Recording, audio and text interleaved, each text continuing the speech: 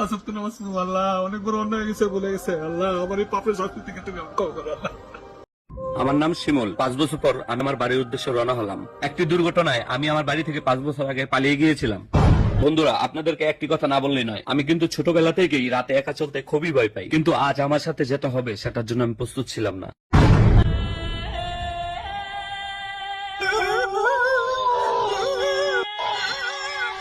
আরে বন্ধু, তুই? বন্ধু আমি। তুই কারে ভাবছস? ভূত?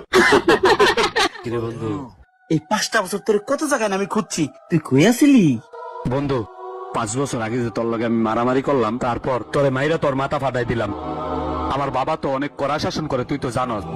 আমি আমার বাপের ডরে পলাইছিলাম। যাই হোক, তুই এখন তো ভালো আছত, সুস্থ আছত, এইটা দেখে আমার খুব ভালো লাগতেছে। তা এত রাত্রে তুই কই গেছিলি? বিড়ি আনতে গেছিলাম, বিড়ির নেশা উঠছে তো। এই বিড়ি খাওয়াটা ছাড়লি না। এই বিড়ি খাওয়ার লেগা চাচাই তোর কত মাইর দূর করলো। বাদ দে তোর চাচার কথা। তোর দেখে মনে হইতেছে তুই আগের মতোই ভিতরে হয়ে গেছস। তুই কি আমার দেখে ভয় পাইছিস নাকি? সত্যি করে কত? আরে তুই যে কি কস, ভয় পাবো মানে? তুই আমার বন্ধু, আর তোরে দেখে আমার ভয় লাগবে, এটা কোনো কথা কইলি? আচ্ছা বন্ধু চল, আমি তোর বাড়ি পর্যন্ত আগাই দিয়ে আসি। ঠিক আছে, চল। চল বন্ধু। বন্ধুরা না, তুই ঠিকই ধরছত। আমি না এই রাস্তাটা একা একা হাঁটতে খুবই ভয় পাইতেছিলাম। বন্ধু ওই যে তোর বাড়ি দেখা যায়, তুই যা, আমার চলে যাওয়ার সময় হয়েছে। বন্ধু, তুই যাবি না? না দোষ, তুই যা। আচ্ছা ঠিক আছে, যা। আচ্ছা যা দোষ। বিড়ি খামু, আগুনটা নাই না, কেউ তো দেখতেছি না রাস্তা দিয়া। আরে আমার ছোট ভাই আসাদ না? হ্যাঁ, আসাদই তো। হ্যাঁ আসাদ। কেডা রে আমার নাম ধরে ডাকে?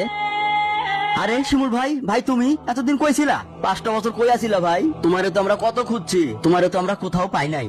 ভাই, সব কথাই তোরে খুললা কমুনে কই আসছিলাম। চল আগে বাসায় চল। ভাই শোনো, তুমি এত রাত্রে এই রাস্তা দিয়ে একলা কেমনে এলা? তোমার কি একটু ভয় লাগে নাই?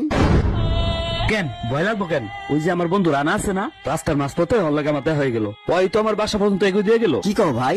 রানা ভাই এ পর্যন্ত তোমার আগে দিয়ে গেছে? কি কও ভাই? তুমি রানা ভাইরে যে 5টা বছর আগে মাথার মধ্যে বাড়ি মারছিলা, এরপরে তো 2 বছর অসুস্থ ছিল, 3 বছর আগে মারা গেল। কি করছ ভাই? চল চল বাসায় চল, পরে কথা কমুনে। বন্ধু ভয় পাইছ? ভয় পাইছটা, আমি আছি তো।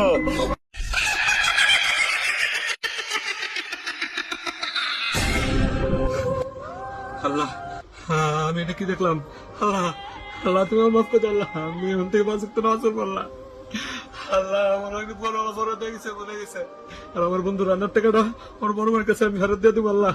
আল্লাহ, আমার বন্ধু রান্নার নামে এতিমখানা একটা মিলাদ দেবো আল্লাহ। আল্লাহ, পাঁচ ওয়াক্ত নামাজ পড়বো আল্লাহ, অনেক বড় অন্যায় হয়ে গেছে, ভুলে গেছে আল্লাহ, আমার এই পাপের শাস্তি থেকে তুমি আমাকে ক্ষমা করো আল্লাহ।